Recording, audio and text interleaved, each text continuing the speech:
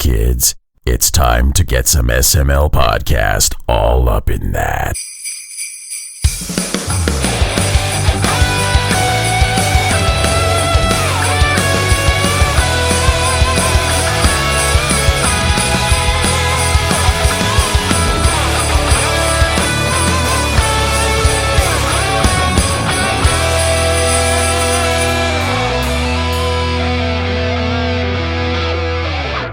All right, is everyone ready to start? Mm-hmm. I guess so. Jacob, you good? Nah. Are you pooping again? No, I actually pooped like hours ago. So My you delay need this to poop time is again so I is what need a you're burger. saying. So instead of emptying his poop gun, he's refilling it so he can Right, empty it so again. there may actually be like a mid-poop review today. Mid-poop review or a mid-review poop? Yes. Probably both. All right, well, I'll leave that question up to the philosophers. hard.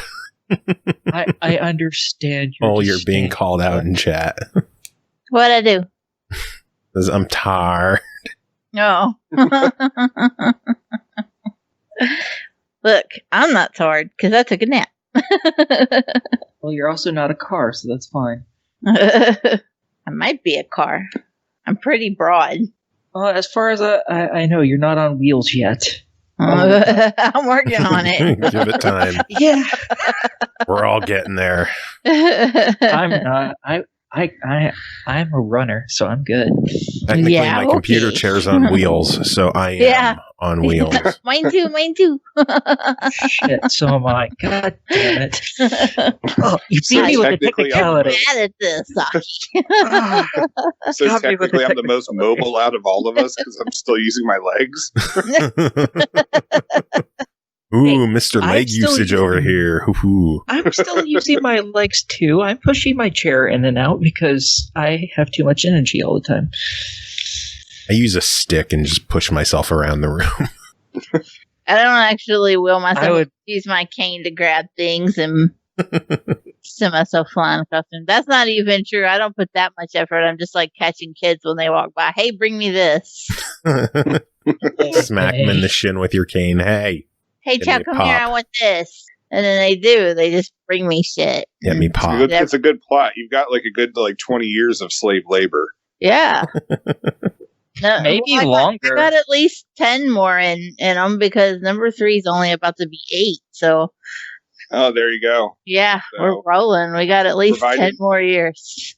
I know, and if nobody leaves the house, then you know that, The that should just keep possibilities going. are endless. Yeah. I mean, you can always make sure they don't leave the house ever. I mean, that is fully possible. No, I want them out of here. I'm tired of feeding them. Well, Oh, fuck out of here.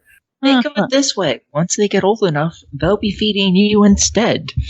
Number 'Cause 1 they'll does have to that. learn to cook. Like, Well, you know how there like you go. everybody's like, oh my god, I feel so bad for you. You have all daughters. I can't imagine when they PMS at the same time. PMS week in my house is fucking awesome because I get unsolicited brownies. oh hell yeah! I want Like, brownies. I know when everybody's about to start their period because I see them in the kitchen wearing their aprons, getting ready to make dessert. I want brownies. I'm like, fuck yeah, this week is awesome. You see, I don't get any comfort foods for the bullshit. It's fantastic. It really is. I get to eat the same shit I eat every other damn day of the week. Fuck you. Oh, bullshit, man.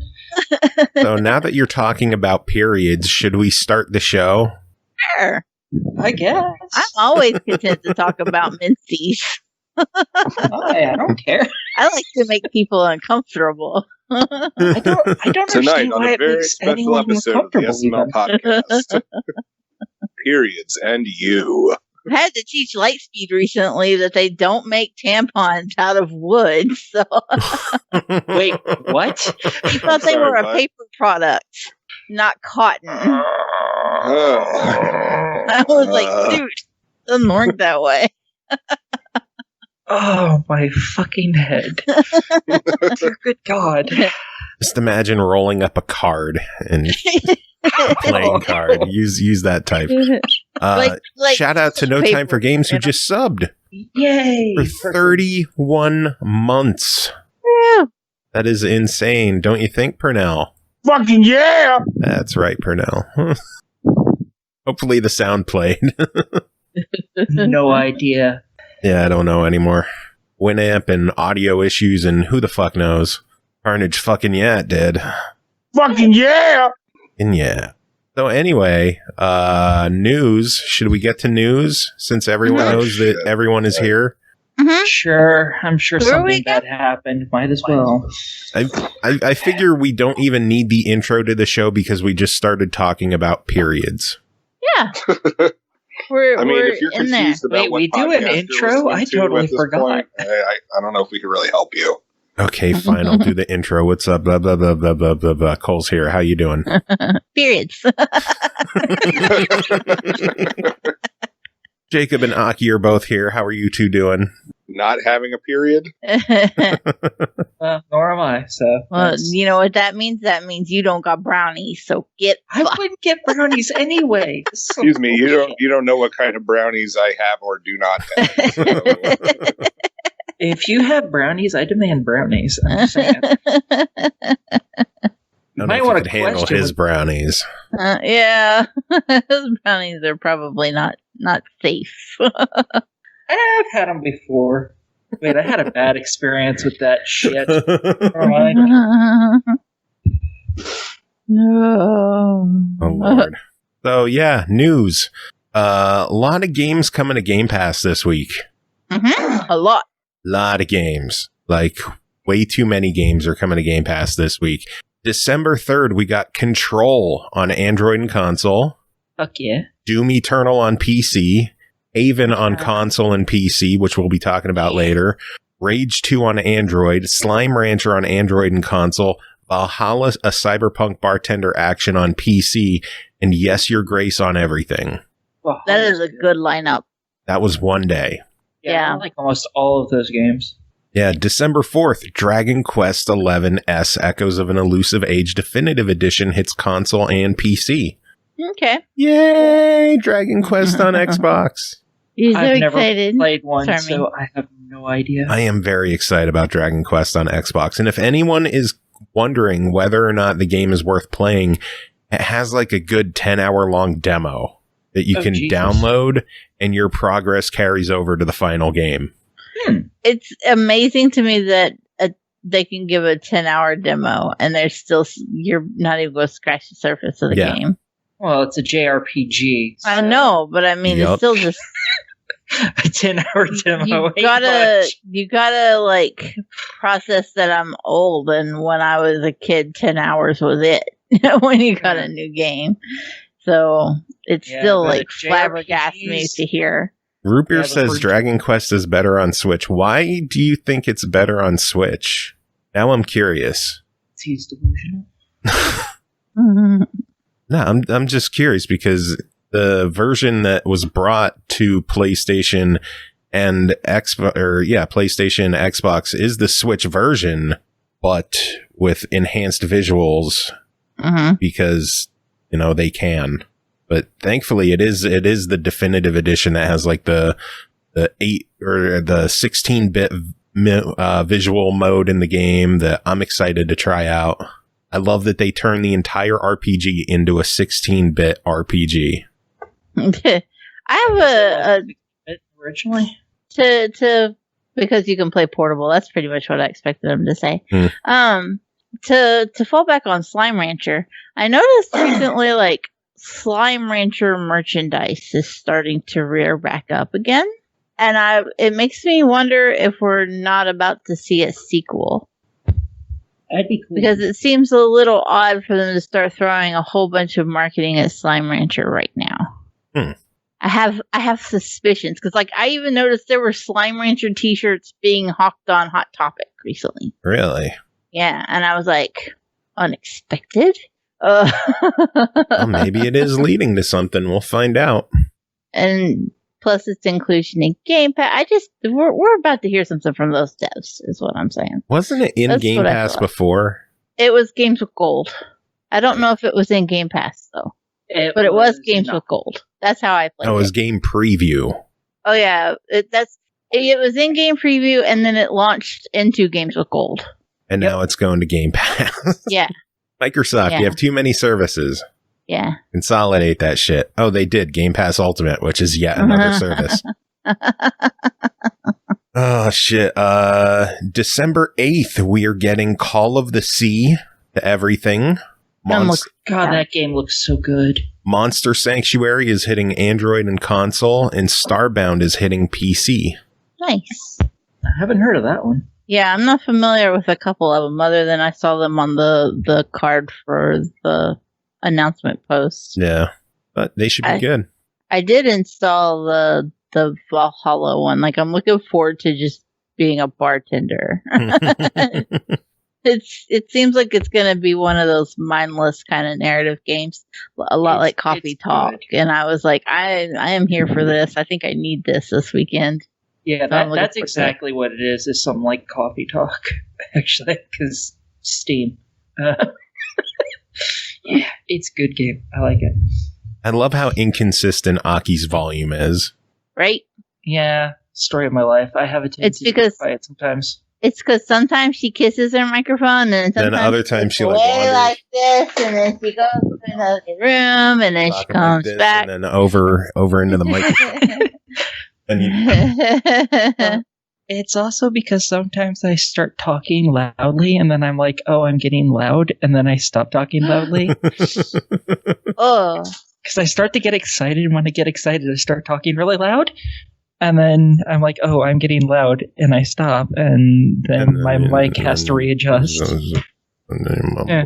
Carnage says that the Winton version of Valhalla, not Assassin's Creed Valhalla, but the indie Valhalla, the dev is aware of an issue where the game crashes upon starting a new game for everyone. Well, that sucks. I'm sorry, for what game? And I did, Valhalla, the a cyberpunk bartending bartender action. Yeah. Oh, okay. which is maybe I won't get started this week because I did install the Windows 10 version. Yeah, it'll probably be about a week or so before they have that fixed. But False. On the bright side, you have plenty of other games to try because on December 9th, Unto the End launches on console and PC. And then on December 10th, Assetto Corsa is hitting Android and console. Gang Nice. Beasts is hitting Android and console. Greedfall is hitting everything. God, that's a good game. Super Hot Mind Control Delete is hitting Android and console. And That's Yooka-Laylee super and the hot. Impossible Lair is hitting everything. I must have missed the Ukulele was hitting everything. The Impossible Lair is a million times better than the Mhm. first Ukulele was. It was so good, and I definitely recommend it. So yeah, that's a hell of a lineup of games that are hitting Game Pass. And there's a stack for Ukulele and the Impossible Lair. Well, guess I know what I'm doing until Valhalla gets patched. Oh shit. Oh, for fuck's sake! You still haven't played Silence 2 for me, by the way. Oh yeah, I need to finish it for my damn self. By the way, I thought you had already finished that. No, I had a That's what made glitched me achievement. start it. I had a glitched achievement at the time. I finished it. I played it 4 times, but I had a glitched achievement and it never popped. So I need to go back and Yeah, Finish off the when you do achievements. that, get it for me too. yeah. Because you have to, because that You know game, when I'm for anyone most who- likely to do it when we. Oh shit! Never. Are we doing a post Christmas break this year since you're not going to Magfest? I would like to. Yeah, me too. Okay, I will do it during the post Christmas break. Okay. That is always like everything that I push off throughout the year. That's when I play catch up. That's when we have our post Christmas break and we don't take any reviews. Okay. And for anyone watching, if you decide to get Silence 2, it's a great game. Problem is, you need a Win 10 computer as well because there's achievements that are glitched on both the console and on Windows 10. Mhm. It's one of my So you most have to favorite play it on games ever, both. though. Yeah, it's a really good game. After you suggested that, I went out and I played it, and I really enjoyed that. Mhm. How the fuck did you get to Silence 2, by the way? Like, we were talking about Game Pass, and Because she likes to remind me constantly to play the game for her and get her the achievements because I own it and she didn't, oh, and it left Game Pass. Yeah, And she mentioned something about finishing a game. So it's like, you need to finish my game because she brought up finishing something. Shiny object syndrome is strong on this episode. It's always strong when I'm around. I'm bad At at least this. that I didn't deviate to periods again. I need some keys to just start jingling when things get off topic. Yeah, but then I'd start asking about what the keys were for because I've done that before. Are we going for a ride? Are we going for a ride? Are we going for a ride? Well, if Pernell Jacob was here, pees himself maybe. in excitement. Actually, I just peed myself because that's normal. Yeah. But I'll So, pretend. Jacob, what are you excited about that's hitting Game Pass? Oh, wait, you don't have Game Pass because you're a scrub. Monster. Yeah, I've also got like a backlog of like almost 900 games. So, Ooh. I'm right there with you. I mean, it's just like I don't know why I'm going to spend like an extra like however much a month for something I'm $15, I definitely think. not going to use. I've mean, got there, a backlog. I said it. I said it. Oh my god! If I can, I'm going to puke saying this. I've got over 4,000 games, and yet I Alright. still pay for Game Pass. Well, I don't pay for it. That's beside the point. Cole. I'm still subscribed to Game Pass. Mhm. Jesus Christ, so many games. That hurts my soul. I dare somebody tell me I'm not a gamer. You have... is that all I don't know, I Xbox feel like One I'm kind of games? safe No, seeing not us all again in Kentucky. Oh, thank God. That includes Steam, Epic, itch.io, and God, I don't Oh, even know well, Itch how many had I have that on fucking itch.io. bundle. Yeah. yeah, earlier but I this already year. had like 400 on Steam beyond that. Yeah, I think I have like 2 other than that. Because I don't buy much off of itch.io because I just don't remember that ever exists. I'm always on Steam. Not all of them that were in the itch bundle were games. A lot of them were like game dev packs with like texture files and soundtracks and things like that. I actually bundled all those up individually on their own and sent them to number one because she uses them to make games for game jams. Nice. Yeah. So that was I bought it more for her to have those for game jams than I did for the games themselves. So y'all We want had to compare dick size with game libraries. My digital Xbox yeah. game library right now, 3276. Yeah, I'm only at like That is ridiculous. Yes. only And at I like still subscribe to Game Pass. I don't understand why you subscribe to Game Pass. You own all the games on Game Pass Not all because you of buy them. them all. Not all you of get them. a There's a good number I discount. don't. You buy them. I do get a discount on the ones I don't own. I guess that's a good point. So yeah, Still. anyway, there are games that are leaving Game Pass, so it's not all good news. But on December 11th, we're losing eFootball PES 2020 on console, which, Oh no. yeah. And then December 15th, there's a whole bunch of games leaving with Age of Wonders, Planetfall on console and PC, Infinifactory on PC, Metro Last Light Redux on PC, Cole, you're going to be sad about this one. Mud Runner is leaving console and PC. No, Like I didn't already own it. True. On console and PC. Naruto to Boruto Shinobi Striker is leaving console.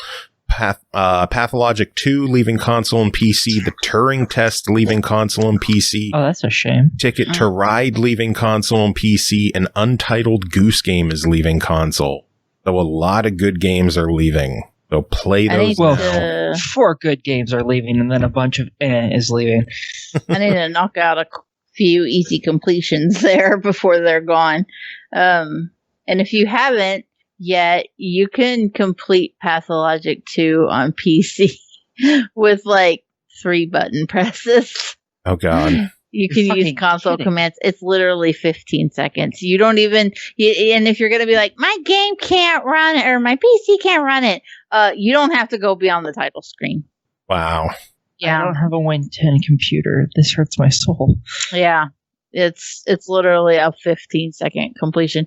You click, I can't remember even what the order is, but there's literally a button. The third button you press is unlock all achievements.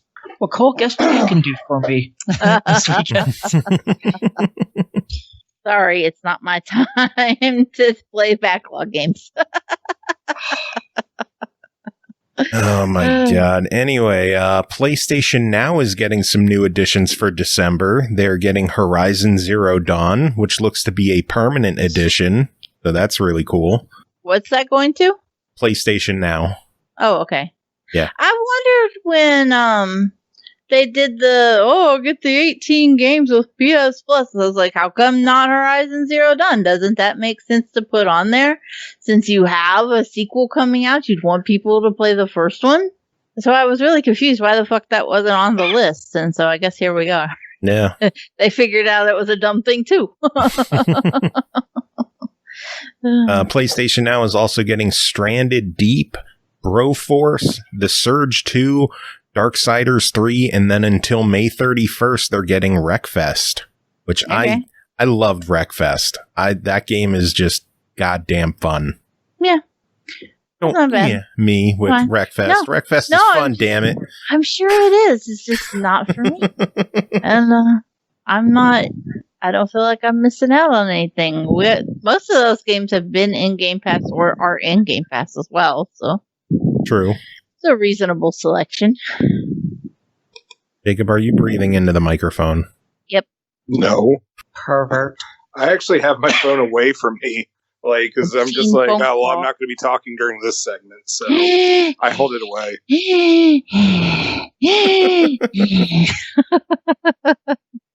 Doom Eternal is finally releasing on the Switch on December 8th as a digital-only title.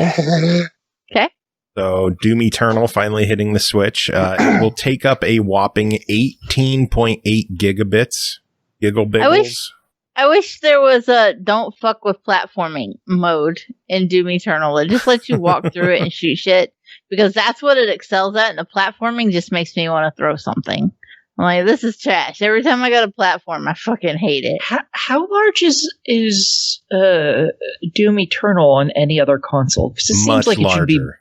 Okay, what the fuck did they cut out of it? I know obviously the graphics had to be downgraded, but I can't imagine that would have removed that much from it. I worry about the state of that game. What? What are you whatting? I missed what she said about the, like, Oh, what was the size of it that led to that? well, if it's super huge on the other consoles, cutting down the graphics isn't going to remove that much of how big the game is. It'll remove a bit, but not a whole bunch of it. Hmm. Which means they had to cut something out of the game in order to make it that small, and that worries me. I don't know. Root Beer saying Panic Button are masters at porting games to Switch, so I wouldn't be surprised if it was just a job of really good compression and Mm-hmm. assets and whatever else. On the Xbox, it is 57.2 gig. So 57 down to 18.8. You're, Yeah, that's worrisome. the high resolution textures and shit take up a lot of space, to Yeah. be fair. So, a lot more than one would think. I don't know.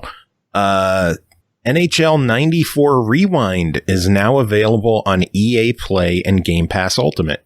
Yay. That was a pre-order bonus for the new NHL title. Huh. Is a re-release of NHL 94. And a lot of people were hoping they would sell it separately, but now it's part of EA Play and Game Pass Ultimate, so they at least have that. Okay, so if that's what people wanted, then hey, good thing. And you can Right, buy but then, the of course, it game, makes you subscribe. I mean, or I don't know. you could buy a bundle with NHL and NHL Rewind. Yeah, but people wanted it alone. Yeah. So there you go. This is as good as you get for now. Or you could do what Carnage and I did and just buy a code off eBay. ooh. Monsters. The pre-order. So I have the pre-order bonuses for NHL 21 as well. So I have Wow. I have like the extra skill points or whatever. Oy vey. Wow. Or, whenever I get around to playing that. Never. Have you even played even 1/10 of the games you've bought? Even just flipping them onto the title screen. A 10th, probably. Oy vey. Stop buying games. Start playing them instead.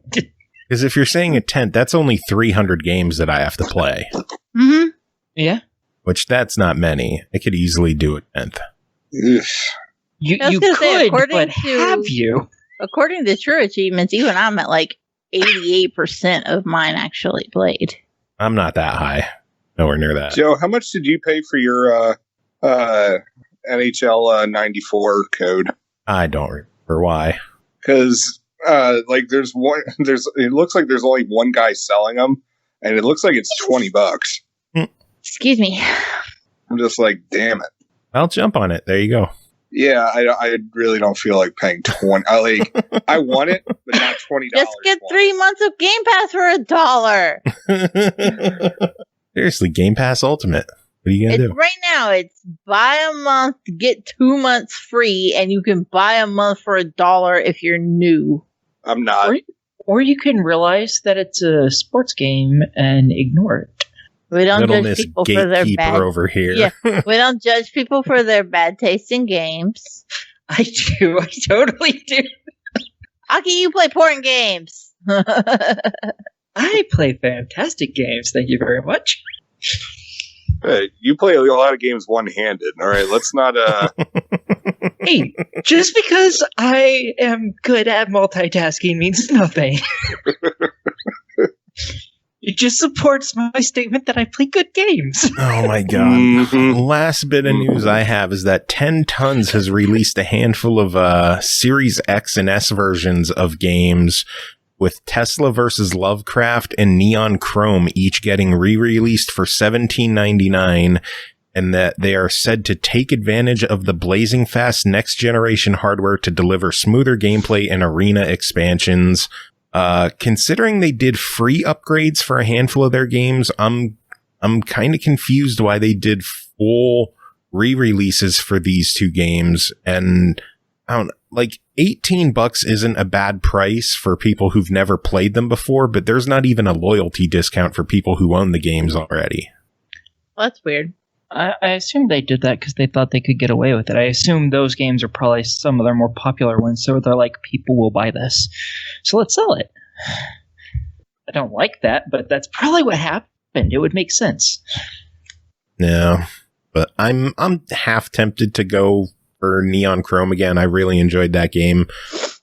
I wish there was some kind of loyalty discount for people who already own the games. I am surprised that they didn't do that. That's almost like bare minimum at this point in the game. Are the originals delisted at this point? I don't know. Because I was going to say, I mean, I could see it if they were delisted, but I don't think they are. I think you can still buy them on current or last gen. Now, Carnage says they're still available. It's possible that these new releases are only for play on the Series X and S. Maybe. I didn't check that out when I looked at the store pages. Carnage probably did. I'm sure he knows. Yeah, Carnage says, I think it's Series X only. So, there you go.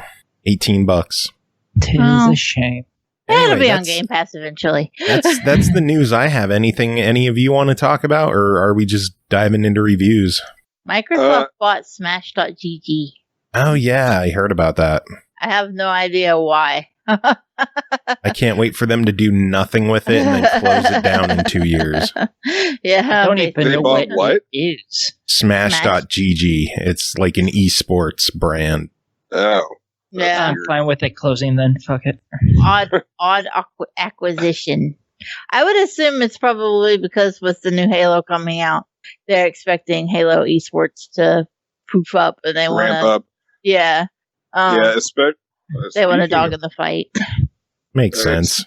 Speaking of Halo Infinite, it's rumored that it's going to get a Battle Royale mode in 2021. No, I don't that's been the understand. rumor for a while. So, Well, whatever.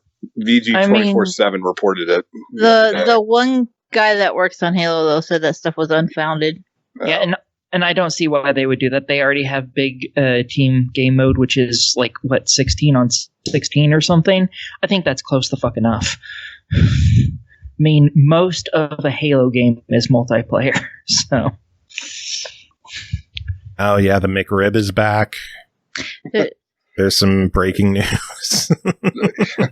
I had one. I'm good for another decade. Yeah. Is the McRib actually something that disappears? Because I constantly hear about how it's come back. Like a yearly thing. They sell it for like 6 weeks. Although if you go to Germany and Luxembourg, it's a permanent menu item over there. So, let me tell y'all a little secret, okay? Uh-oh. All those fucking things are them banquet barbecue ribs that you can get 6 for $1. Probably. Just go to the frozen section of your grocery store, grab a box. Well, I think the Banquet sells those under the Encore brand now. Probably, yeah. Fancy. And they're like $1, maybe $1.50 because of inflation. It's been a long ass time since I've bought them. And then put that shit on like a hot dog bun.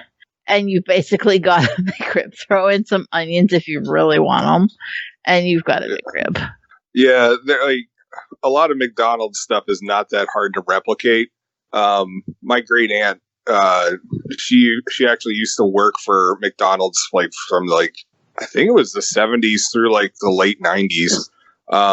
Like she got pretty high up in her districts, but she actually told us what the Big Mac sauce is. It's just jazzed up Russian dressing. Yeah, that's all what? it is. Yeah, I need to know exactly how that's jazzed up, though. I want the actual. They add some shit to it, that. but she said all it is Russian dressing. Like that's literally it. Huh. So we're learning things. Yeah, that's the only thing from McDonald's that I care about is Big Mac sauce. I don't care about the Big Macs or anything else. I just want the Big Mac sauce. Cool. Any other news? Yeah, so Daybreak, the makers of EverQuest, DC Universe Online, Lord of the Rings Online, all that kind of shit, they just got bought out by Enad Global 7, who also bought out Piranha Games a while back. So yeah, there's that. Uri Geller gave Nintendo permission to make Kadabra Pokemon TCG cards again. Yay. So, since you haven't bought since you haven't been able to own a new one since 2003, that's a whole 17 years of Kadabra free Pokemon cards. Yeah, imagine that being your favorite Pokemon. Yeah, I like Psyduck. I like Psyduck. He's not my favorite, but I like him. Eevee's the only important one. Oh, y'all are so messed up. Eevee's the only right answer. God. No. I mean, Eevee's a fucking lunatics. I get Eevee, but I don't know. It's just Eevee's adorable, but the evolutions are kind of iffy. It is the most Pokemon to ever Pokemon. Pokemon are all about evolution, and that's all Eevee does. Well, yeah, that's all a lot of them do. I mean, I don't know if you played the games, but most of them evolve. Yeah, but most only evolve twice. Eevee can evolve like 6, 7, 8 different fucking ways. Yeah, different Eevee is ways, the most Pokemon. but it can still only evolve once. And doesn't matter. Eevee's still the most Pokemon, and therefore the best. It is superior to all other Pokemon. Actually, I would, if we're going to go with that, then if anything, Ditto is the most Pokemon. Yeah. Because that's unlimited. This is true. So is Polygon. Because it can do that too, can't it? If it can, it's been introduced into the newer games that I've never played. This conversation is stupid. Well, yeah, it's about Pokemon. Pokemon is fucking trash, but then why are you talking about it? Because why do you have such a dedicated take on something you don't like? Because trash is occasionally good to consume. God damn, I don't even like Pokemon. Then why are you talking about it? Because I fucking love Pokemon. No, it's because I fucking love Pokemon. I don't hate Pokemon. I just don't care about Pokemon. I care about Eevee. That is about where my upset. That and Aki definitely has a fuckable Eevee plushie, and that's all I've taken from this conversation. Jesus. All right. Have you ever seen that meme about like Vaporeon being the most fuckable Pokemon? That is some disturbing shit that somebody like took the time to think about and write it out and post it online. I don't even want to know. Every year for her birthday or for Christmas, number 3 asks for like some obscure ass Pokemon. A couple years ago, it was Litten. Everything was Litten. Litten was the best. She's still a Litten fan, but this year she wanted to add a Midnight Form Lycanroc to her list.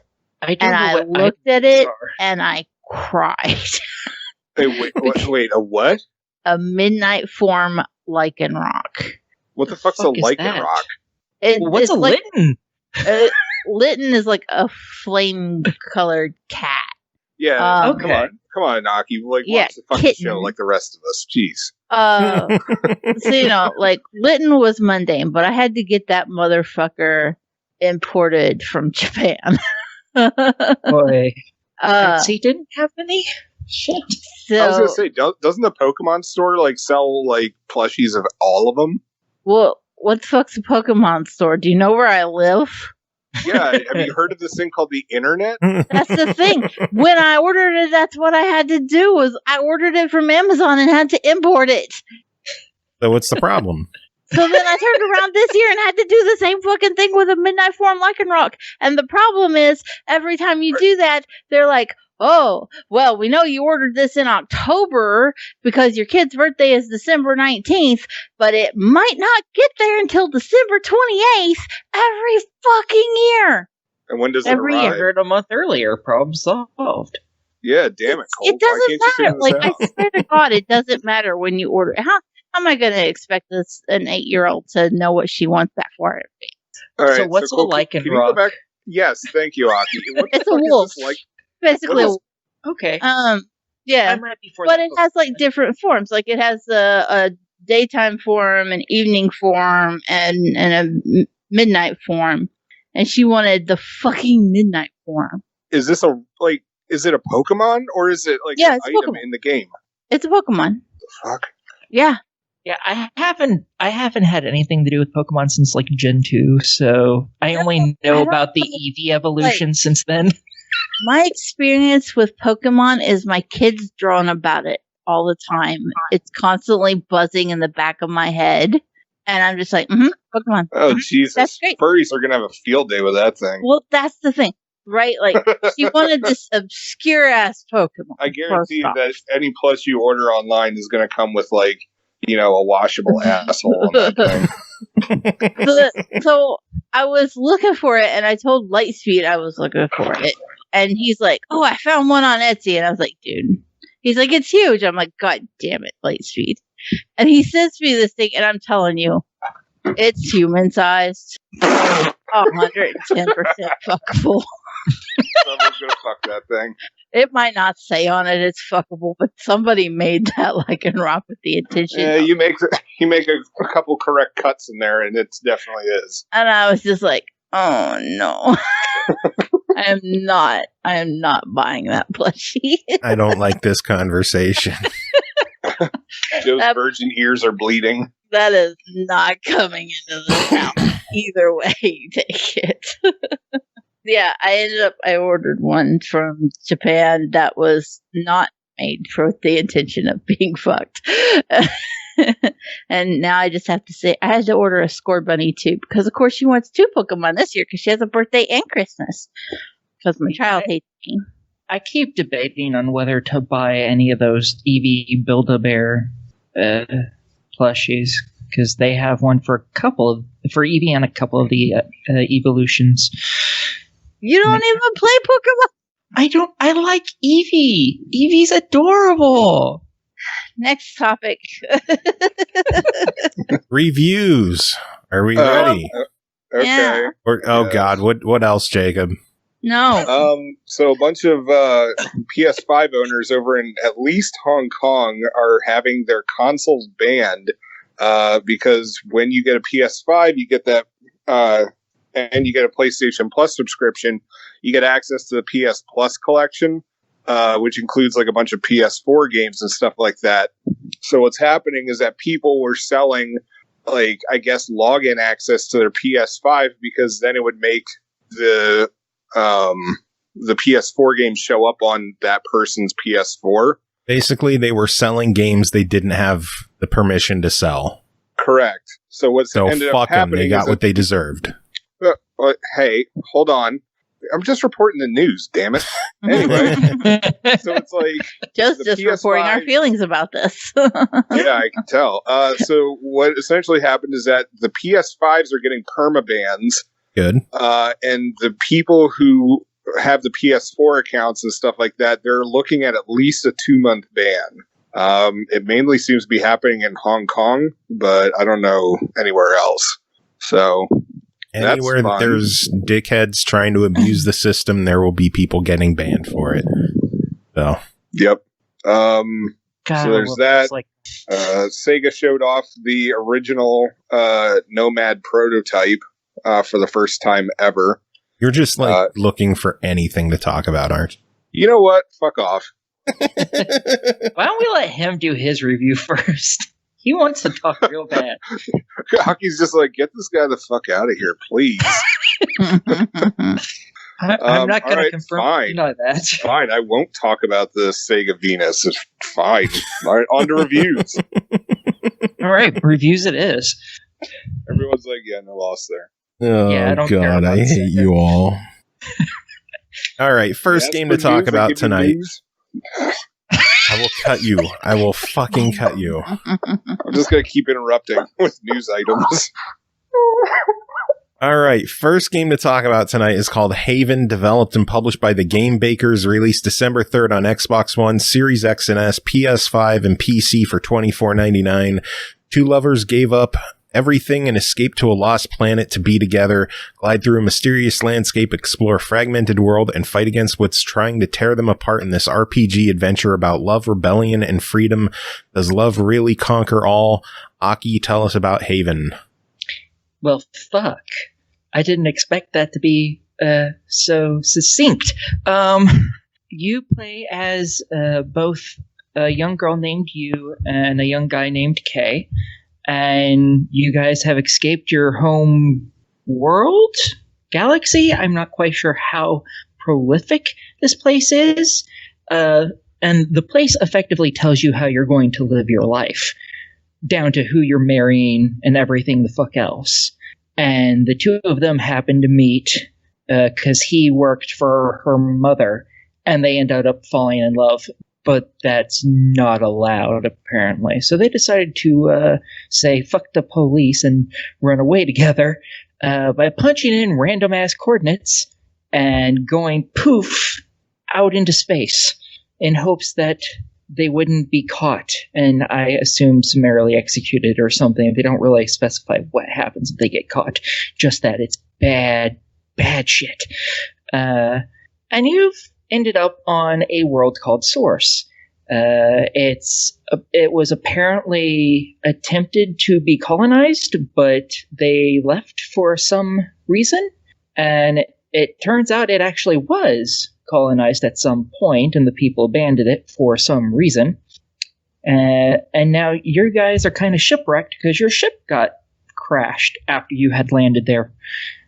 So you're trying to figure out what happened to the people that were there prior, because, you know, when a whole civilization disappears off of a fucking planet, that might be an issue. Maybe. Just possibly.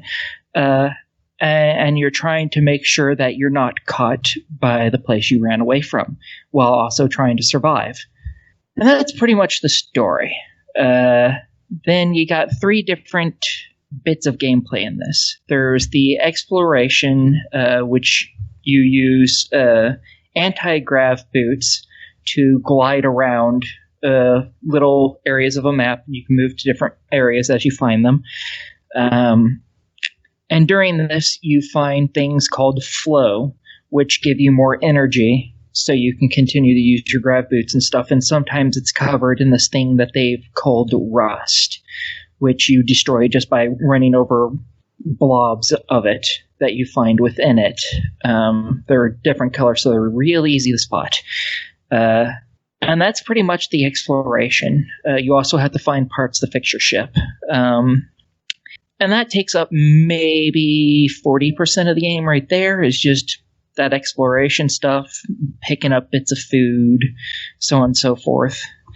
Then you also have combat, because sometimes this rust stuff gets on the wildlife in the area, which is all fairly damn adorable. Like, one of the first ones you come across is giant lizards that have mushrooms growing on their back, and they're so cute. And after you get the rust off of them, you can pet them, and it's so adorable, and I love it because it makes little cute noises, and one of them eventually comes back to your ship and is like a pet, and oh my god, it's so cute. There's other creatures as well. There's a giant ostrich-like thing, a giant weird dog-like thing that's like twice your size and has 4 little fairy wings on it. There's this spider crabby thing and a few others. And you pretty much get to pet most of them in some way or another. So combat is U and K both go into it. You control both of them at all times. And you have either a ranged blast attack, a melee impact attack, or a shield, and after you knock out a creature, you have to purify it to get the rust off of it. And they call that pacifying. And then that creature runs away and you can focus on the other creatures. If you attack any of the other creatures while one is unconscious, it just gets right back up. So you have to pacify it immediately. Eventually you unlock more powerful attacks where both characters use the exact same attack. And then you have this tiny little minigame that pops up, and it makes the attacks significantly stronger. And yeah, that makes up about 10% of the game. And then the other 50% of the game is a visual novel style game where the two characters interact with each other, and often you get to pick responses. And sometimes those responses can give one or the other character a confidence boost. I don't know what the hell that actually does. I think that gives you more points to leveling up your relationship. And as you level that up, your characters level up. So you get more health, you get more specialized abilities while you're using your grav boots, your strength increases, etc., etc. There's a whole bunch of different stats that raise when you level up. So you can also get relationship increases from eating different foods as well. And every different type of food you can find can be mixed to create new types of food. And you don't know what their stat boosts are at first. So you have to eat them, and that's really good. None of this game is particularly hard. It is all very, very easy. I ran into the first boss fight screwed up doing the double attack over and over and over because it didn't explain it. Just said, hey, yeah, you can do this. And that was the explanation. Didn't help. So I got hit by the boss a lot. And I still ended up winning pretty easily. So yeah, it's a very, very easy game to play. You're not going to run out of food either in the game as long as you're picking stuff up in every area you go through. If you pick everything up, you have more than enough food at all times. It's easy. And yeah, that's pretty much the game. Most of it is just the two characters interacting with each other, and they're so fucking adorable. They're so cute. Because they obviously clearly love each other, and they're very much opposites attract. He's more of a bookworm, and he's a biologist. He has a stick shoved so far up his ass, I'm pretty sure he can taste the berries on it. Yeah. He's one of those people. He's like, yes, I need to have everything written down, organized, but he still likes going out and doing stuff because he's a biologist. Whereas she's very much a tomboy. She's like, I just want to have fun, let's go flying as fast as we can. And she's always hungry, and she's my spirit animal, and I love her. I actually had to look up his name. I've remembered her name consistently this entire time. I had to look his up before the show because I was like, I can't remember his name.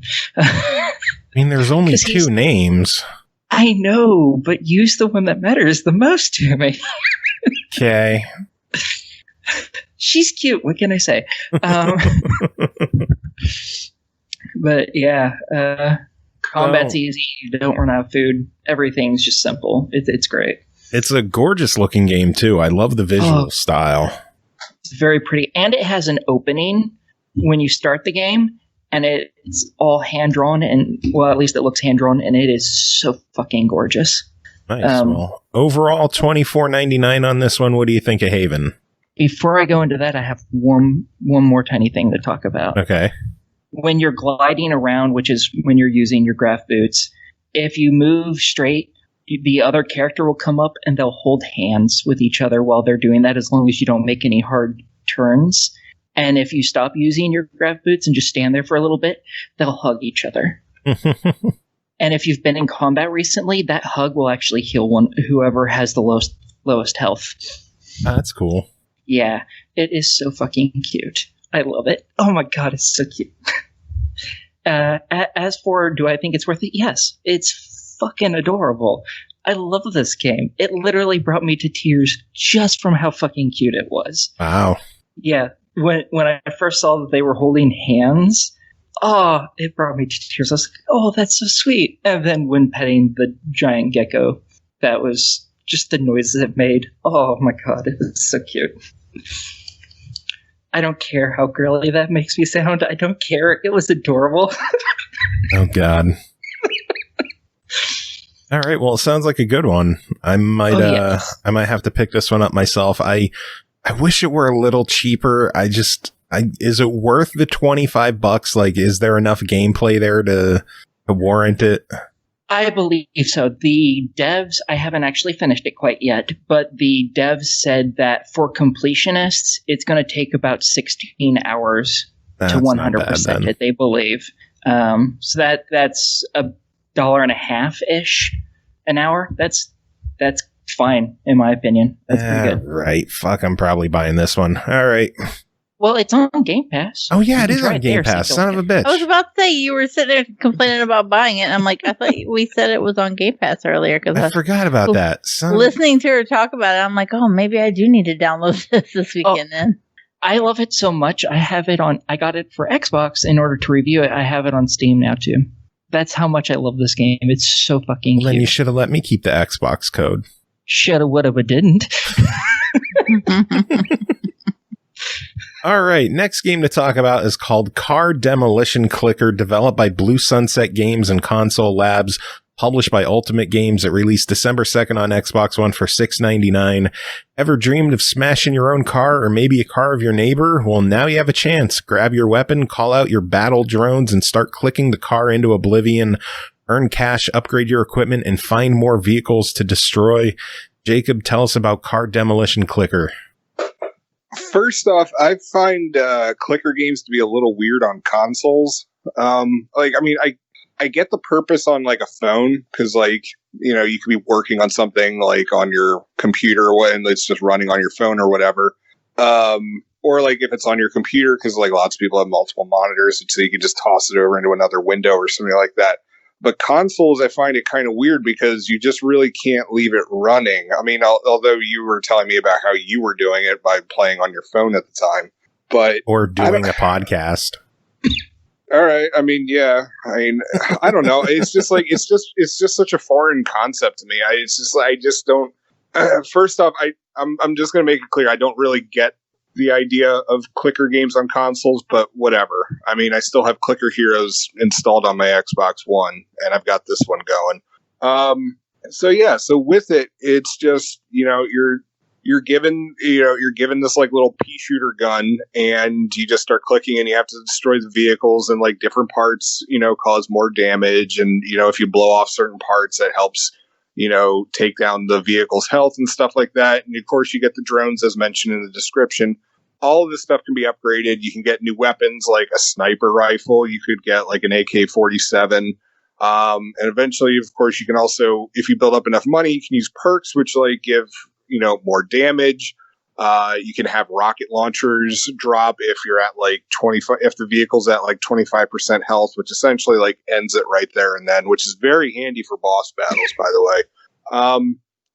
And like a couple of other stuff. And it just, there's different vehicles that it shows off, like a monster truck or a bulldozer, like a Volkswagen Beetle, all that kind of stuff. And it just puts it in different backdrops. Like the physics are a little interesting, but like you just start seeing the same, like, I don't know. It felt like to me, it was like this, like same 5 vehicles maybe over and over again, just with different backdrops.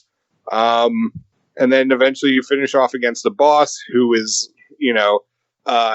during the boss battle, your health drains as the fight goes on. And so you need to blow off certain parts of the boss's vehicle, because usually they have like some sort of armor or stuff like that. The armor has to go first, and then you can start attacking the vehicle. And it's just, usually you're going to fail it like the first 1 or 2 times, but then the third time you've usually built up like enough between your drones and whatever weapon you have and your it wasn't called a tiki, was it? What the heck was the that tower thing? Yeah, the little totem, the little futuristic tower thing. I don't know. It was but a totem. Totem. There you go. But it's just like once you've leveled all of this stuff up, eventually you'll beat the boss, and then you move on to the next round, and it's just all it really is just a different backdrop. The achievements come I don't want to say fairly quickly, but they come regularly enough to, if you want to leave this back in the background, unlike, say, Clicker Heroes, which I'm still struggling with running that in the background years later. Yeah, Clicker Hero. The one difference this has between Clicker Heroes is Clicker Heroes would play while you were offline. Right. This one This does not. doesn't. This plays only when you're playing. Right, which is another thing where I'm just like, I don't quite get why this is on a console. Because then eventually, also, once you run into a boss, it just stops providing you vehicles for you to blow up. And even endless mode isn't actually endless. You run into a boss, and if you fail against said boss, then endless mode ends. So I don't know. I thought that was kind of weird. That's usually how endless mode. Yeah. Yeah, when you If you lose, it fail. ends. I don't know. I honestly just figured it was going to be, kind of like Clicker Heroes where you just, go up against it forever. I don't. Well, you go Whatever. up against it until you sucked. Well, I mean, I still got an achievement out of it, so I don't really care about that. But it's just, there's not much to it. Again, it's a clicker game. It's entertaining enough, although at first I had to turn down the volume because the frequent It is a gun noises very were loud game. Yeah. Mm-hmm. Even at like a 1 setting on my TV, it was still managed to be very loud. And it's just, I just let it go and do its thing. Like, it's okay. I mean, graphically speaking, it looks, it looks fine. Gameplay wise was a little weird with aiming on stuff because I noticed that you can only aim at the 2 tires that are facing you.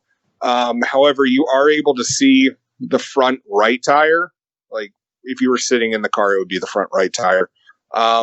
Yeah, so you can see it, but you actually can't shoot it, which I thought was a little weird on their part. But I don't know. It was fine if you like clicker games, but I don't know anyone that I'm going to be like, oh shit, you gotta check this thing out. No. Overall, $7 your verdict? If you like clicker games, yeah, $7. I mean, $7 isn't bad. I guess if you enjoy these kind of games, but that like it's the only way I'd recommend it to somebody if they're already a fan of that kind of genre. Yeah. Well, I'm a sucker for clickers. Like I've enjoyed all the different clicker games that have come out on Xbox so far. I don't know. They're just fun to have on in the background. Like I can let it play and earn a couple of boss battles while just doing a podcast.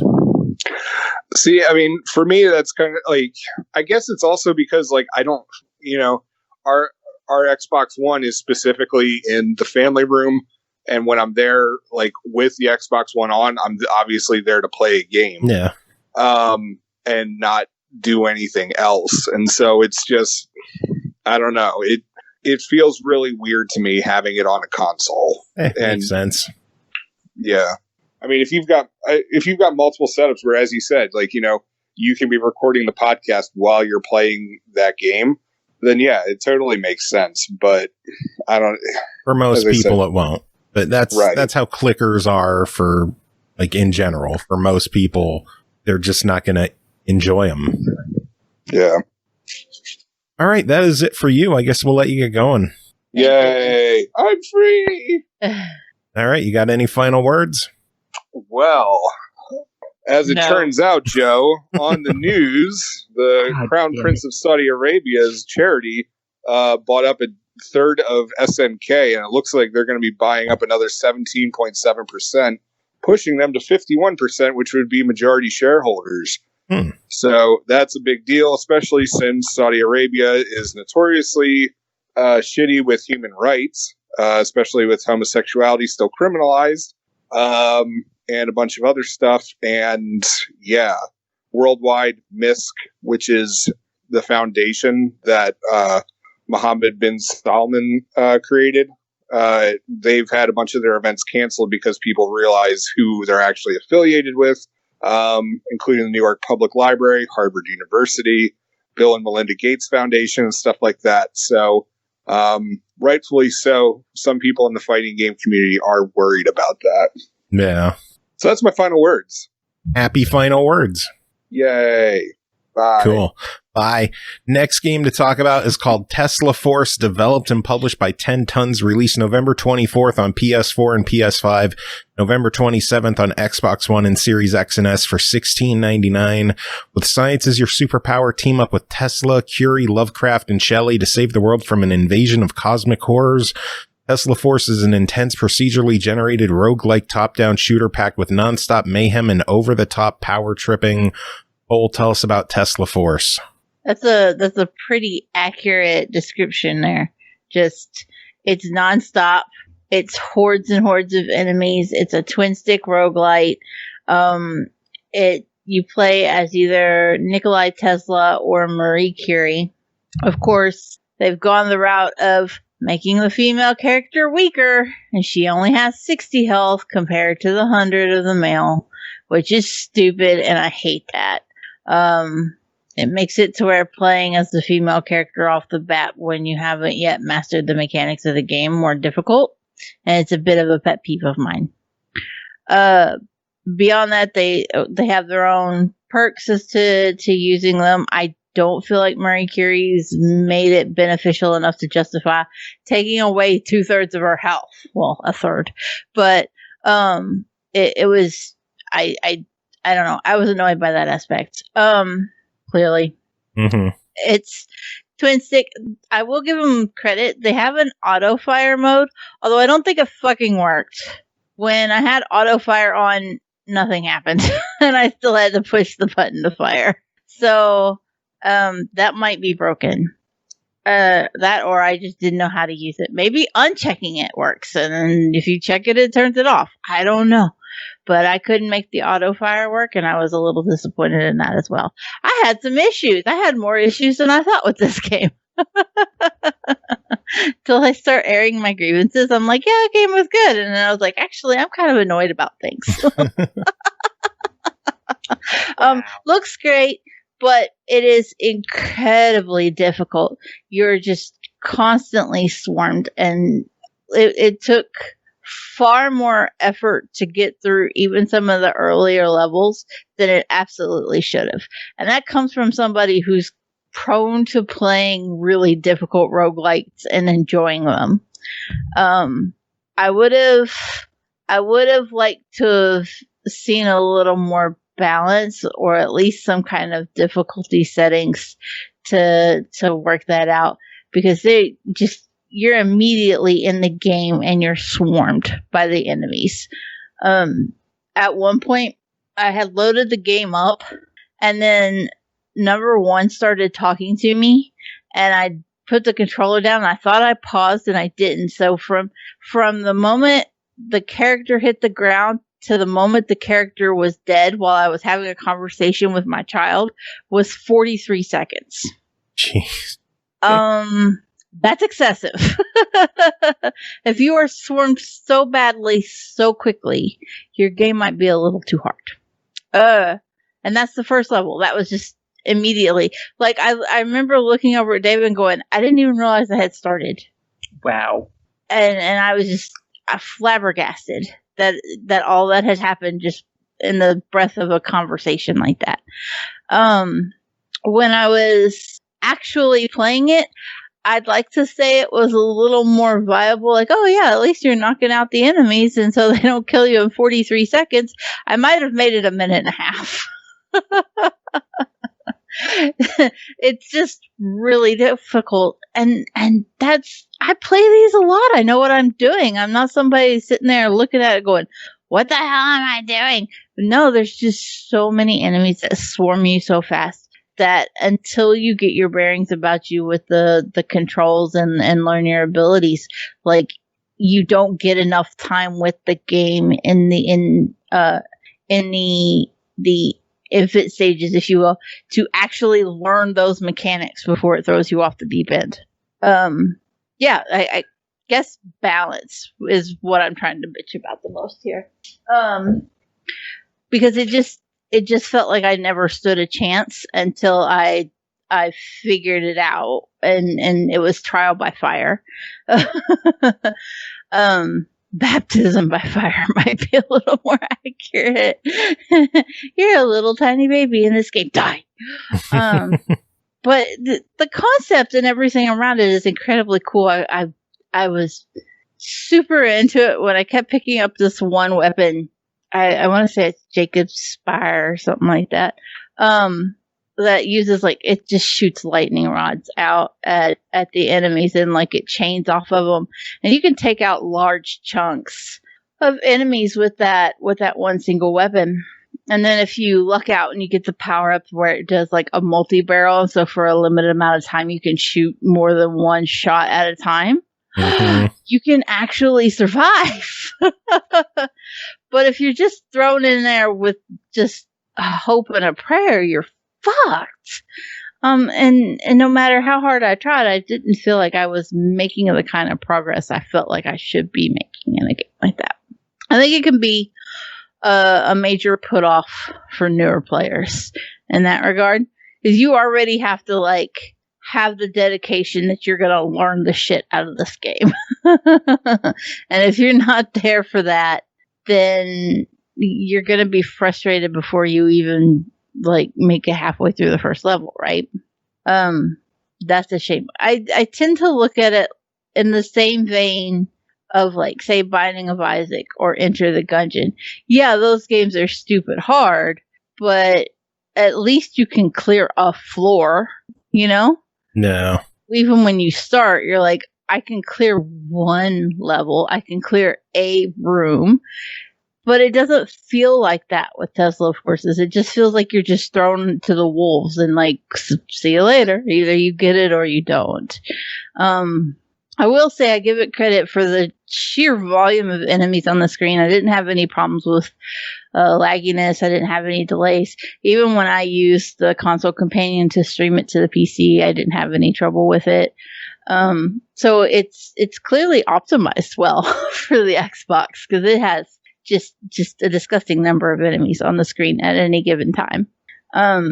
The different levels, it uses the node system for progression. Excuse me.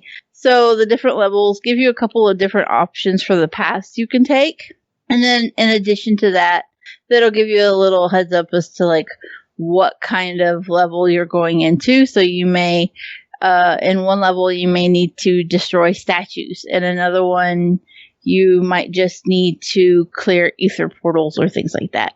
So the more, like it makes it a little easier to like learn the different types of levels that you're most comfortable with, and the ones you struggle with you can try to avoid, which is a plus because anything to make it harder it does not need. Yeah. And Carnage asked if I had it on Series X. I do not currently. I am still playing on a 1S, and I was impressed that it played well on it, because when you've got that amount of enemies, you're like, ah, shit. My ass is just like chugging its way along lately. And when I saw that first horde, I was like, oh, what have I done? But it did play well, at least. It's just that it's not something casual players can pick up. Well, overall, $17 on it. What do you think of Tesla Force? I'm gonna go with a more hesitant try it. It's not a bad game. It's an inaccessible one. And I think it cuts off a lot of I think even more advanced but not like hardcore twin stick roguelite players are gonna be like, ugh, because it's so hard. But I think if you're really, really into it, if this is the kind of shit that you play around the clock, you're gonna be like, I don't know what everybody's bitching about. It's not that hard. First off, fuck you. Second, go buy the game because you're gonna enjoy it. But for the rest of us scrubs, my hand cramped up from playing. Your hand cramps up playing everything. Like this was. Joe has a point. This was one of those like really severe situations where I didn't play for 2 days after play. Because it was bad. My hand my right ring finger and my right middle finger were locked in a position and I couldn't move them. Mm-hmm. Well, I am going to agree on the whole Trya aspect. I think it's a really solid shooter. Mm-hmm. If you're a fan of 10 Tons other twin stick shooters, you're going to be right at home with this one. I think it's Neon Chrome is like this as well. Like as far as like it was a 10 stick shooter or twin stick shooter from 10 Tons. Say that 5 times fast. I'm good. And if I'm not mistaken, it was fucking crazy hard, right?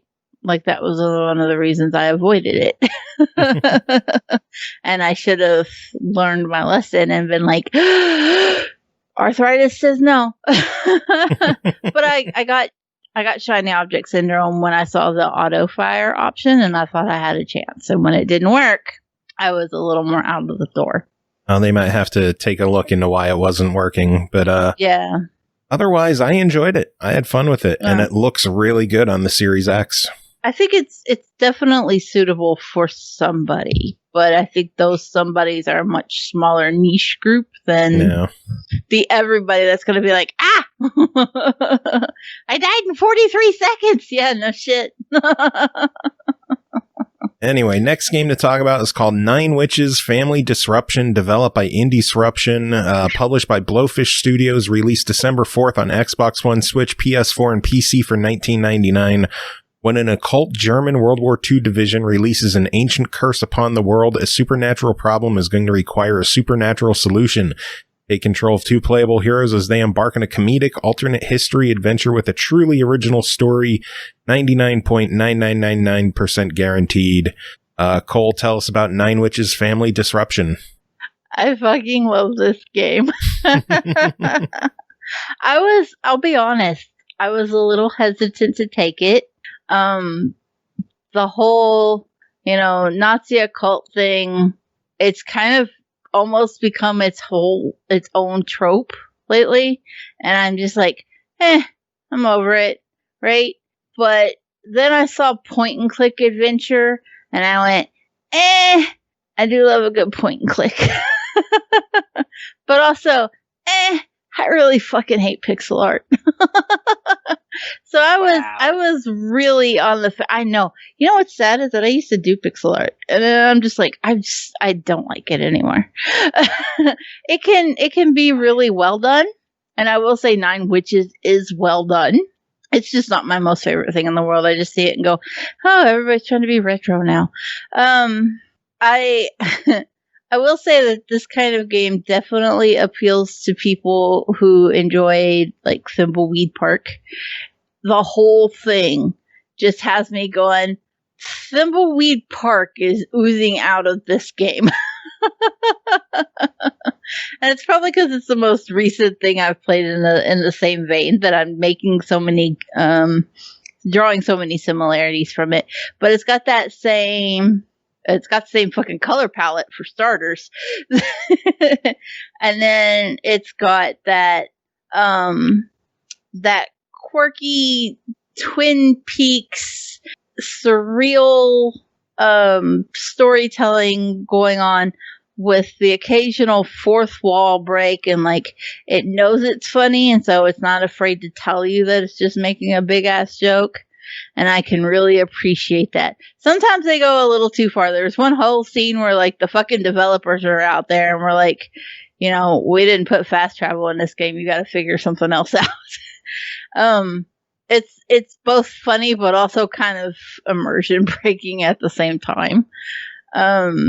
Which fourth wall breaks, if they're overdone, can do that for you. And I think because I had played it in such one long ass stretch that I was like, yeah, I get it. Fourth wall, haha. And I didn't appreciate the humor for what it could have been.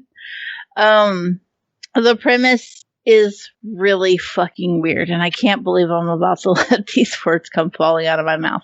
You play as a blonde-haired Japanese character and a professor. I know, I see your face. A blonde-haired Japanese character. I can't pronounce names. Aiko, I think it is. And then you also play simultaneously as a professor who is in a wheelchair, and he is a quadriplegic.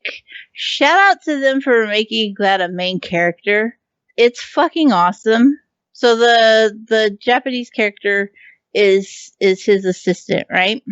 So of course, because your main character is in a wheelchair, he's a quadriplegic, he doesn't have the ability to interact with things in the world. And that's a point and click game. So stop and think about that, okay?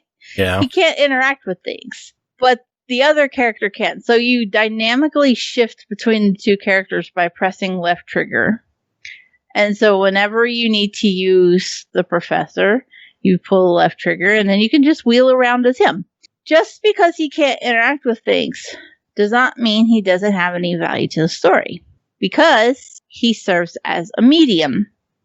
And he can go into a trance state if you press B and travel to the other side, which allows you to see ghosts in the world. Or you can press Y and he kind of like echolocates and lights up the things that you can interact with, because he has special senses when he's on the other side, right? He can float around and look at things. He can go through locked doors. If you make it far enough, he might even learn how to control and possess other characters. And then he can make them do shit for him. Only if they're distracted. It's got to be the right kind of character. Which leads to some really creative problem solving, and the puzzles are set up in a way that they really make use of his abilities. I keep saying the professor character because the whole premise is that you guys are trying to infiltrate the occult. And I've played so long where he is infiltrating the occult as the secondary character that he pretends to be that I've forgotten his real name. Nice. I'm just like, well, he was a professor and I remember that. So that's who he is now. And that's how he's just been in my mind, because he's pretending to be, he's pretending to be a movie star. who was on his way to an Eclipse Fest because the Nazis have performed a ritual to cause a permanent eclipse over the town of Sundae, Sundae. You live in the neighboring town of Milkshake, and you have been approached by the resistance to infiltrate Eclipse Fest and figure out what the Nazis are trying to do with the occult. While you are in the process of this, every fucking thing under the sun happens, right? It's so morbid and so weird and so real. And the more I describe this, the more you people are going to be like, you're fucking crazy. Well, I thought that before you even started. It's fine. I know, but just hear me out here, okay? Okay. The very first way that you ambush the actor on his way to the fest so that you can take over his role, you need to get your hands on his invitation and his passports and identification, right? So that you can pretend to be him and get through the checkpoints to get into the Eclipse Fest. They drop you off at the ambush site, and you are left alone with nothing to help you, no money, nothing. So from there, you'll find a corpse hiding in the bushes, but you have to be told to find the corpse, and when you're in the medium state, you will speak with a guy who doesn't realize he's dead. He just keeps talking about how his horse won't let him ride it anymore. And he's so confused, right? And he's like, oh, we were coming along and the horse threw me off and I hit my head and I got up and now the horse won't let me ride it anymore. And you're like trying to convince him he's dead. And he's just like, no, it's fine. And so literally the way that you stop the Nazis from going to the Eclipse Fest is you find the guy's body in the bushes and you drag it into the middle of the road so that they stop and you can ambush them. God. Right? I'm loving this so far. Later on, you will find that the priest is like, there's a church in this town. Also, everybody's absolutely in love with 3-testicled salmon. That's a whole thing. Like, the whole sign for Sunday is a fish with 3 nuts hanging off of it. And like, Fuck. there's a dude named Schmidt who drives a food truck around and he makes a killing selling 3-testicled salmon. I'm telling you, it's weird, but it's so much part of the charm of the game. Just like everything is so fucked up. There's a dude who you need him to concoct a medication for you for somebody else in your team. And you go to find him to concoct the medication and he's standing there at the edge of the water and he's like, I can't make your medicine. I'm about to kill myself. I'm done. And you're like, why? And he's like, because my 9 something killed my dog and my 9 chickens. And you literally have to go look at the remains, the pixel gore of the dog and the chickens and go, oh, they didn't kill all of your chickens, only 5 of them. And so in order to keep this guy from committing suicide, you have to gather up chicken corn kernels and go find the 4 living chickens that have escaped and bring them back to him so he doesn't kill himself. And so he'll make the ointment you need. This game sounds batshit crazy. It's just nonstop. Every time you think that you have hit the wall and what could possibly be nuts about it, something else happens. Okay?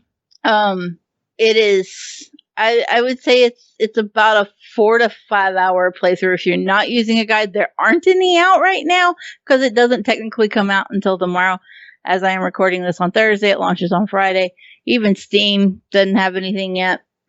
I know I got stuck. I needed help. And that's the one thing that I'm about to complain about, because this game does a really good job of keeping a list. Your assistant, he keeps a little notebook and he writes everything the fuck down, and you can check it at any time, except that sometimes in order to trigger a new set of actions to occur, you will need to find a cutscene, and you just kind of luck into these cutscenes. There's not always any kind of indication that you're pushing the story.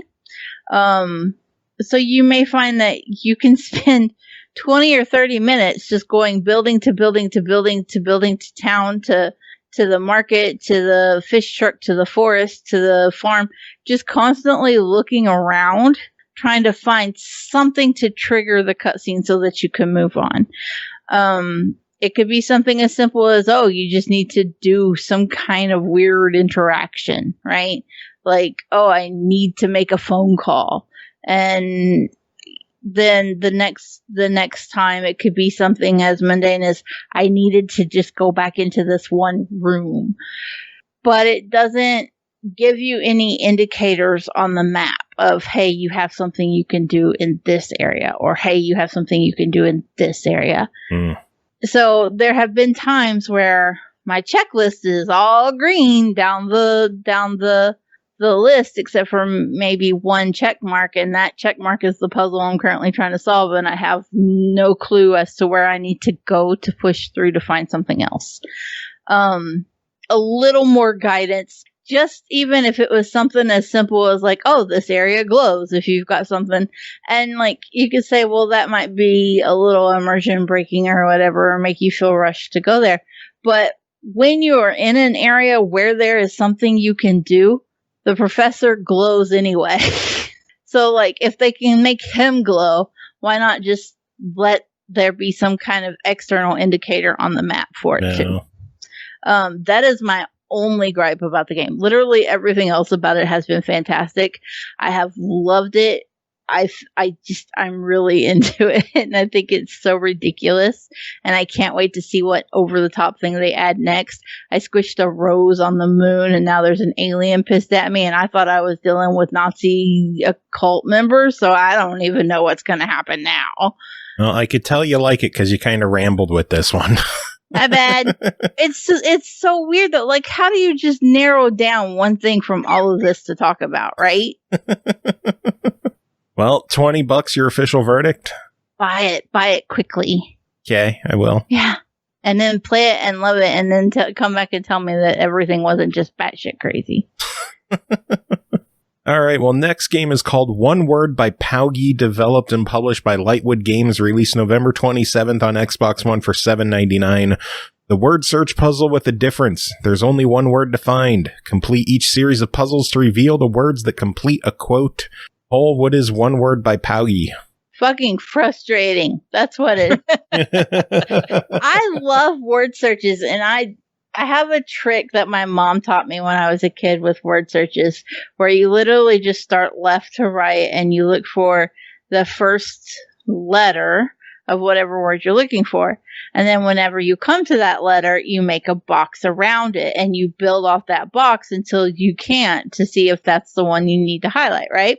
And then you move on to the next instance of that letter and build the box until you can make the whole word from it. That doesn't sound like a trick. That just sounds like how you do it.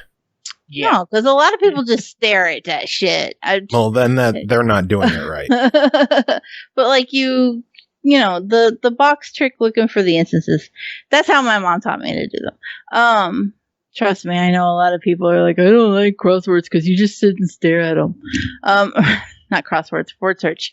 I'll explain next week why I'm stuck on crosswords. Word search, anyway, when you're looking in one word, you literally just have all the letters that make up the word are there, and every square is filled with a letter that can make up the word. It's so frustrating. And then to top it off, you don't always have a clue as to what the actual word you're looking for is. And I will say that makes the smaller words even more difficult, because sometimes you're looking for something as simple as a go, and you're literally just looking at AGGGGGAO, and you're like, oh, come the fuck on. I think a go was the one word I looked for the longest, just because it was nowhere to be seen. Every time you thought you had it, it was like, nope, that's another G. Get fucked. So the way that the puzzles work is that you have a series of quotes from a plethora of people from all across all kinds of spectrums, from actors to Yoda to Voltaire to you name it. There's probably a quote from somebody there. Stephen King. They're everywhere. You have a quote, and then certain words from the quote have been removed. And then each word will be its own individual word search. And then you have all the letters from the word making up all the different squares. Once you find it, it clears it up, and then you get the next word in the quote, and you are done with that specific set of puzzles when you fill the quote out. It's fairly simple. It's not rocket science, and yet some of them, like I said, with a go are just ridiculously hard because you're like looking at the same letters over and over, and it's really easy to get lost in the possibilities of the words that it could be making instead of looking for the one it does make. And I'm not in any way like, I know Aki's probably sitting over there rolling eyes. Of course she's complaining of word search is too hard. No, that's not the case. I'm just saying that I was shocked that you get lost on one word for so long. And by so long, I mean, it literally took me 1 minute and 15 seconds for all 6 puzzles. Still not a long time. There are times for the puzzles, and it does time how long it takes you to solve the entire quote. But there is no punishment or reward for doing it faster or quicker. It's all about just doing it at your own pace and finding the solution as opposed to like rushing yourself through it or anything. If you want to try to beat your time, you can, but I don't understand why that would be valuable. And I am sure there's someone somewhere going, I'm a one word speed runner. Thank you. Well, you're an odd one, but the game itself is enjoyable for what it is. The series of quotes and the variety of them gives you a good variety of words to look for, a lot of variety and difficulty. Even within the same quote, you can have some words that are way easier than others. So it's reasonably, reasonable difficulty levels and everything. If you want to get the completion, you don't have to do all the riddles. I think there's 158 quotes in total. It's a lot. You don't have to do them all. If you want the completion, there are just certain ones that will pop achievements. You can just go and only do those and be like, hooray, completion. But I did find myself just kind of kicking back late at night, wanting to relax and just enjoying going through the puzzles and knocking them out as I got to them instead of focusing on only doing them for the achievements. You achievement whore. I did get the completion. Shocking. Yeah, but I was also just playing a lot of them just because I could, because they were, it was a good way to wind down at night, and I was finding it really useful to relax. And plus, it's not a strenuous game or anything. You can just play, and we don't get enough of those sometimes. Aren't you happy we got these Paugy games finally coming to Xbox? I am, because I didn't know what they were. Like, I heard you talk about Paugy games before and be like, well, I need those on Xbox. I'm like, I have no idea what you're talking about. But I've been happy with every one of them I've played. And I wish more devs would invest in, like, just simple, relaxing games. Yeah. So we'll talk about another Paugy game in a couple of weeks, but for now, one word by Paugy, $8. What do you say? Yeah, buy it. It's sometimes you just need to sit back and do some word puzzles. Find some words and try to figure out what the hell you're looking for. Kick your feet up. Kick your feet up. Get you a hot chocolate and get annoyed that every time you think you found a go, it's actually AGG instead of AGO. All right, well, final game to talk about tonight is called Sleepin' Deeply, developed by Fabio Ferreira, published by Chubby Pixel, released December 4th on Xbox One for $5.99. The game is a first-person puzzle action game set in a world of dreams. You'll assume the role of a nice big guy unable to wake up from his dreams. Your task is to help him step out of them. Oh, what is Sleepin' Deeply? Sleeping Deeply is a game that has been absolutely stripped of any indication of the trilogy that is actually the second game in the series of. I didn't know it was part of a trilogy. Yeah, this is game 2 of the Suicide Guy trilogy. And for whatever reason, in bringing it to Xbox, they have stripped all mentions of Suicide Guy. I can understand why. I wonder if that was an edict from Microsoft, because I know we've seen Suicide Guy games on other consoles, but nothing on Xbox. So I'm going to assume it was an edict from Microsoft and just leave it at that. And I don't know. This is just Sleeping we have Deeply. The suicide of Rachel Foster. I don't know. But the premise, and I had to look this up because the game does not fucking tell you a thing. The premise is that you have drank yourself to such a passed out stupor that you can't wake up. And so obviously if you are dreaming and you die in a dream, you wake up, right? You're supposed to. You're supposed to. This dude takes that to heart in his after having drank 99.9% proof beer. He's passed out, he's dreaming, and he needs to wake up. So he's trying to kill himself, but everything stops him. I will say that it is so important that I did not have that basis going into the game, and it made it so much more frustrating because the game doesn't tell you, hey, you need to die to solve these puzzles, right? It is a first-person physics-based puzzler, and your goal is to basically just die. But the very first puzzle you run into in this game is a big green giant ass octopus dude, and he's a cyclops and his eyeball pops up, so he can't kill you because he can't fucking see you. I didn't know this, and I didn't know I needed to die, and so I'm just like, I can see all the things I can interact with, and the game gives me some leverage. Is like, hey, press this button to drag shit, and press this button to interact with shit, press this button to jump. It's all well and good that it does that, but it never tells me that I'm trying to die. And I'm absolutely confused as to how to solve a puzzle when I don't know what the basis for the puzzle is. Am I trying to unlock a door?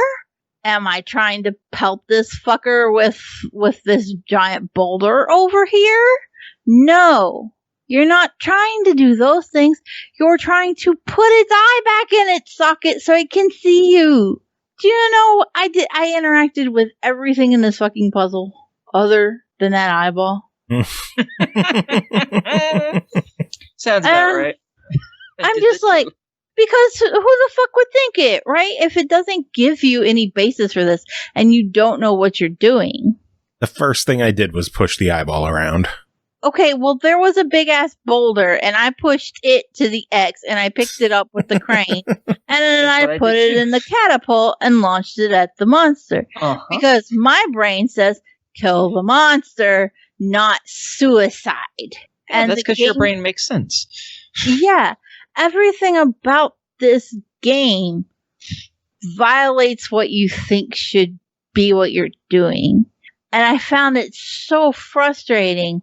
And without any kind of guidance from the game, I just didn't know where I was supposed to be, what I was aiming for, where I needed to look, what I was supposed to be doing. I felt lost and aimless, and then I found myself feeling bored, and then I found myself asleep. I didn't have anywhere near as much trouble as you did. I did. I just couldn't wrap my head around what it wanted from me.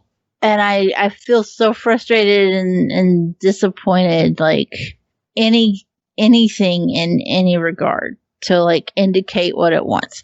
I don't like to just be thrown in, and there are people that do, and there are people that don't care to just like fuck around in a world until they figure it out. I'm not one of those people. I like waypoints. I like shit that's highlighted. I like knowing what the fuck I need to do because I'm on borrowed time. In this game, especially so. Yeah. And it's just, I don't personally enjoy being in a position where I don't have that even just a modicum of like grounding to let me know where I stand in the world. I will say I did find it humorous. I thought it was funny with the 99.9% alcohol, and I thought it was funny. I got like What Remains of Edith Finch vibes when you can look down and see his belly, but he's just got a beer belly. He's not pregnant. Wow. I got a chuckle out of that for some reason. You know, a strange person. I know, but I was just like, okay, that's amusing because like everybody was going, oh, you can figure out the plot to What Remains of Edith Finch. He just looked down right away, you know, and like I don't know why, but I looked down for some other reason and I saw the beer belly and it just reminded me of What Remains of Edith Finch, and I got tickled by it. Which is good because everything else about this game just made me want to throw the controller. Wow. Yeah, I just didn't connect with it, and I feel bad for it, but it just didn't hit for me. Aki, what about you? You said you put time into it. Oh, I 100% did this fucker. I actually really enjoyed it. I thought it was funny. It doesn't tell you shit though, and that I do think that is kind of a serious problem.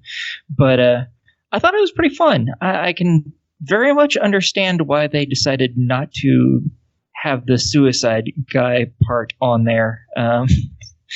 That could. It seems to be a game fairly targeted towards kids. Maybe not completely, but it seems like that could be a pretty major focus. So, yeah, I liked it. Overall, $6. What do the two of you think? I'm for it. If you like simplistic games, might as well. I mean, it plays for kids, but it deals with more adult things since you're killing yourself constantly. I can roll with it, try it, but it's not for everybody. Yeah, well, every level also plays completely differently too. I mean, that makes the lack of information even worse, though. Because every time you're just like, I don't know what I'm supposed to be doing here now. Well, once you understand you're supposed to be killing yourself, it becomes a lot easier. You just have to figure out how. Yeah, I liked it. I thought it was fun. That is it for this episode. We made it through another one. Yippee, hooray. As we started last episode, it is holiday season, so we're going to be celebrating the month with some festive, Christmassy songs from some of our favorite video game musicians. We have a new track from our friend Blind to end this episode called Ice Bells Are Ringing from Donkey Kong Country, so we're going to play that. Does anyone have any final words to end the show? Eevee's the best Pokemon. Oh, Jesus Christ.